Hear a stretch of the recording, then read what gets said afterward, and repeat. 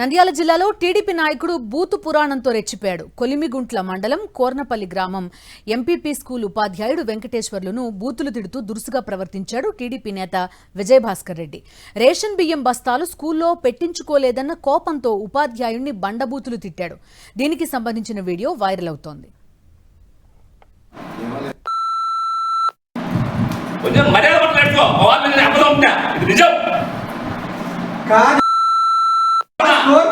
ఎట్లా చెప్తావో అని